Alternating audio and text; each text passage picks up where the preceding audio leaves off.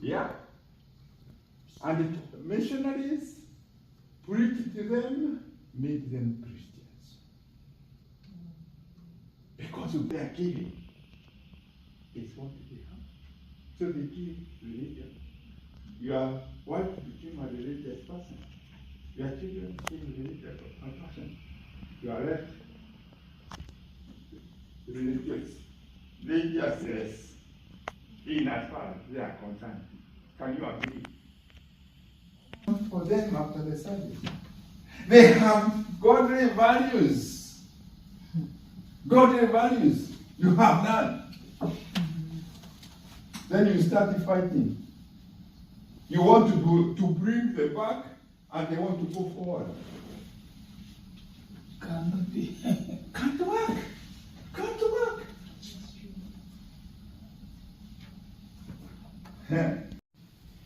In the 3 years now, I tell you about African. In the 3 years, you should be, this one should be your friend, not the mother's friend. Your friend. Walk with him, work with him, do anything with him. You leave him, the mother will go with him. If you want him to behave like you, behave like him. I'm saying be an African, to be able to have an African child. Be a Christian, to be able to make a child Christian. Be a human being, to be able to create a human being. You are in America, take the best of America. Go to Kenya, go to Africa, take the best of Africa. Yeah? And give, because you have no tradition to follow, but get the best and give to your children. I had to read this quote. It says, everything in your life is a reflection of your choice, or a choice you have made. If you wanted a different result, make a different choice. Thank you very much. Excellent. Like my good doctor over here. But we're here to learn from each other, and I really wanted to give some time for question. I don't think we should miss this opportunity because he's a very knowledgeable man. So in just 5 minutes, I'm going to say, I so believe you not go to too much diverse parties, only Nigerian party, church party, Nigerian party, church party. But when he turned 17, he did really well, he got into a good college, he got full scholarship, then the boy breathed. Okay, he's 17, he's going to be okay. So I said, okay, sure, my friends have a party, and I said, sure, his friend at school. You guys can go, he's done now, no damage at this point. But he came back with a very shocking story. He's like, Mom, you won't believe it. I'm like, what happened? How was it? It's like, it's fine, but the kids were smoking weed. And that was a fun thing for them. But he said the shocking thing was when John's mom was coming down the stairs, I was shaking and so frightened, like, if it's my mother, she's going to tear this house apart. But the lady came and just sat, pulled up a chair and was like, oh, so how are you guys?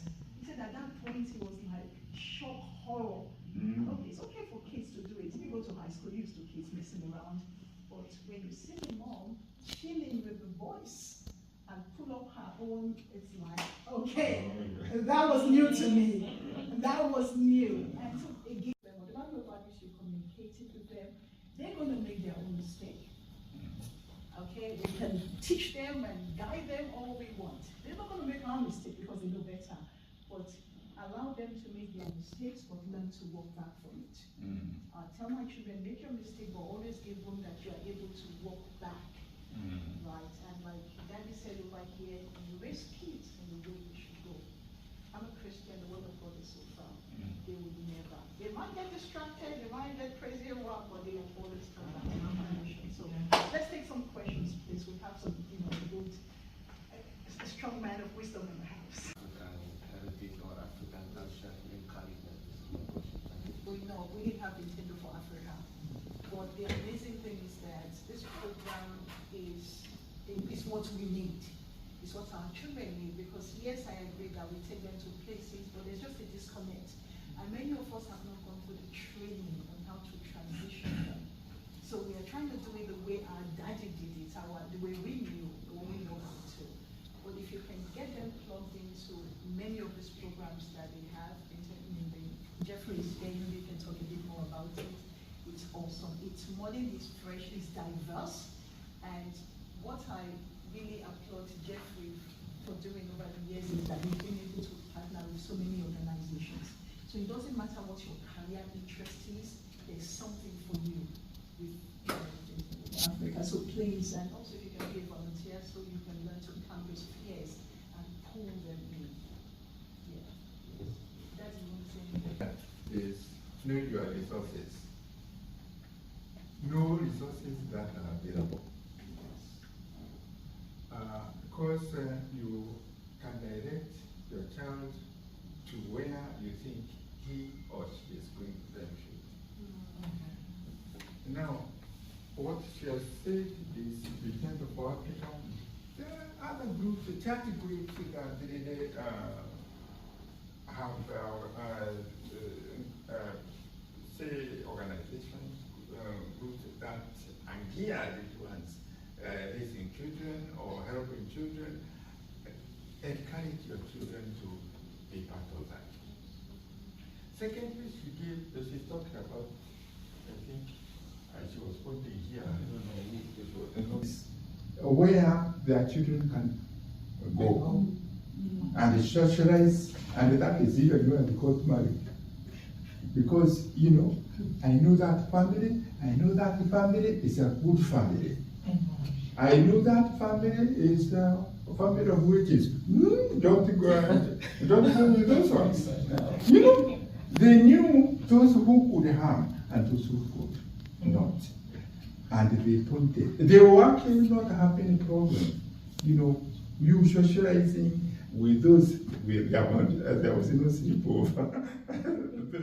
But, you know, when we grew up, you know, we could go to Nora's family, we eat, and then we come with her children to my family, we eat, you know, so all around. This is why it was called a village. It takes a village to raise a child. It wasn't you as alone. Okay? So, my response to you is know the right resources and apply your children there. But the most important, don't send your children. Be with them. Don't send them. Be with them. Because even if you know those resources, you need to know how they express themselves, how they deal. Otherwise, they may be doing what you don't do. And that is why you're going to help your child. Don't remote, be present. And they said, oh boy, you from Nigeria, you're an accountant.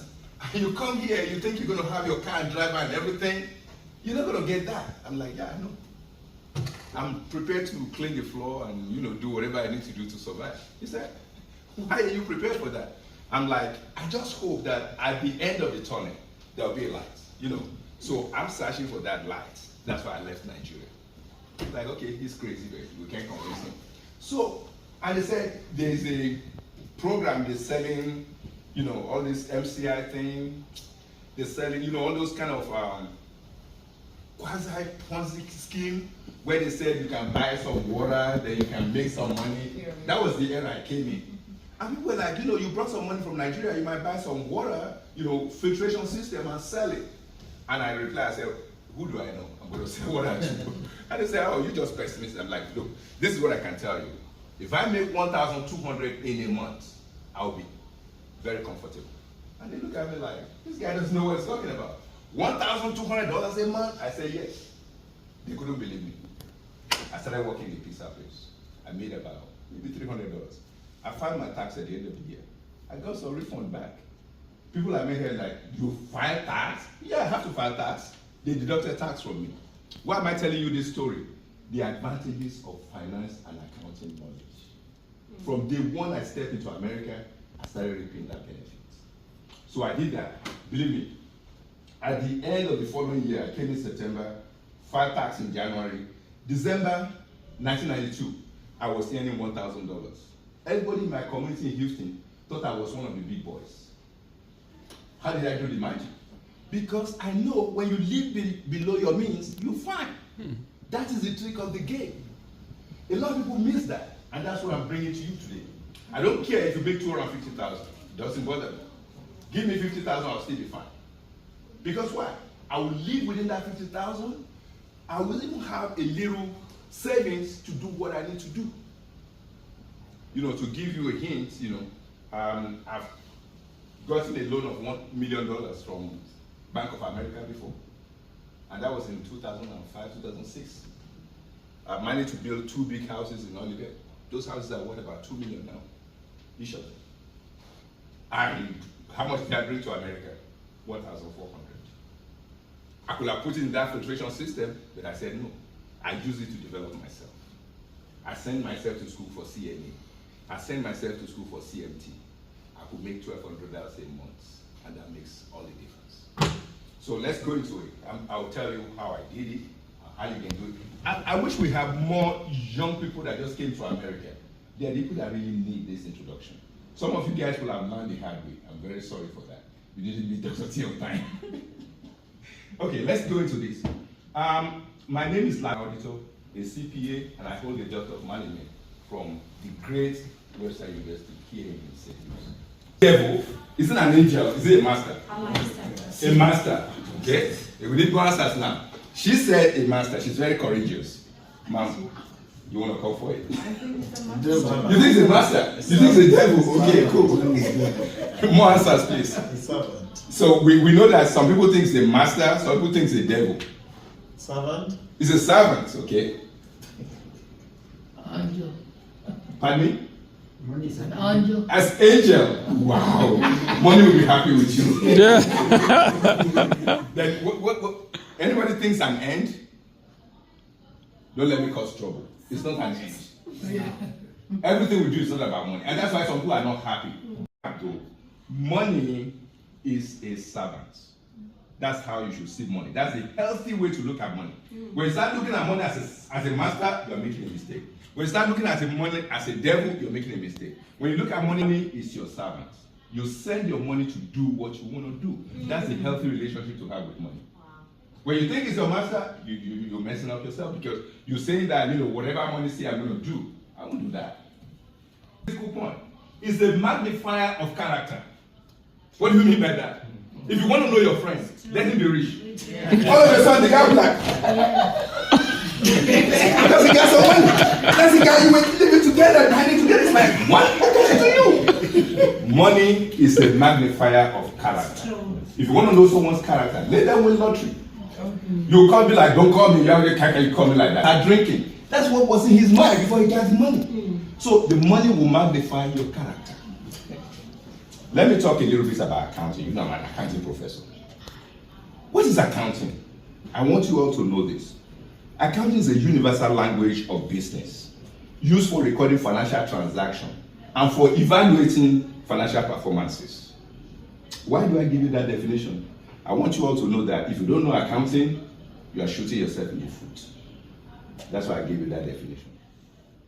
Money is a way to keep record. Accountants are the ones that will tell you whether you pass or fail in terms of that financial record. So that's why accounting is very important. Then what is wealth? Wealth is one of many factors used to measure success. Do you hear what I said? It's one of the many factors. I mean, you can have a friend that's richer than you. That doesn't mean he's more successful than you. Yes. It comes to what's your own goal in life. My own goal in life is very simple. And that's why some people find me very difficult to handle. You want to know my goal in life?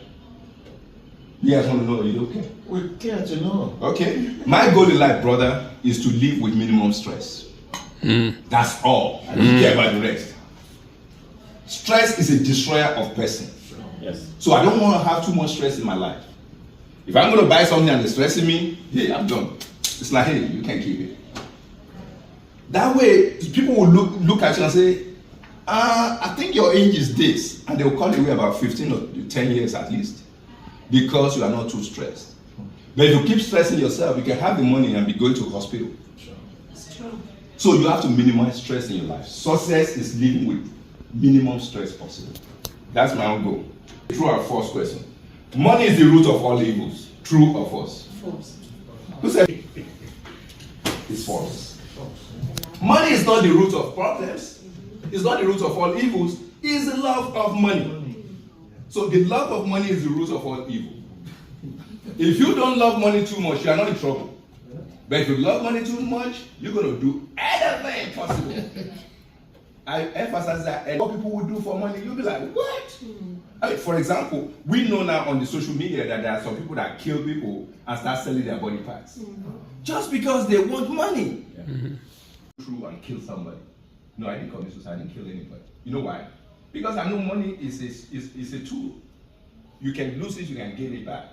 Not one dimension. Wellness is multi-dimensional. Like just we have said, physically, your body, mentally, do you learn properly? Emotionally, are you aware and are you accepting and expressing your feelings? Spiritually, which we are going to dive deeper today, and its connection with mental health. Are you searching for meaning and higher purpose in your human existence? Socially, do you have people that you can talk to freely? Do you have social gatherings that you can go to, because that is very important?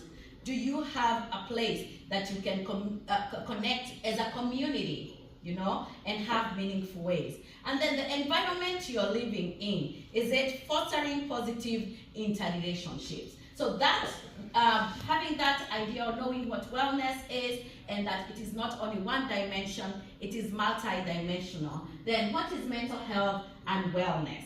So what is mental health and wellness? So mental health, as we see, it will involve your thinking, it will involve your emotions, your psychological well-being, and your social well-being. It affects how you think, how you feel, and how you cope with life. That's where we are going back, to the flashback. We had done a flashback and we were all closing our eyes, and we were flashbacking from when we got the visas to come to America, and how you felt, and the journey, and how you got here. Blue collar workers. But there are lawyers in unions, there are doctors in unions.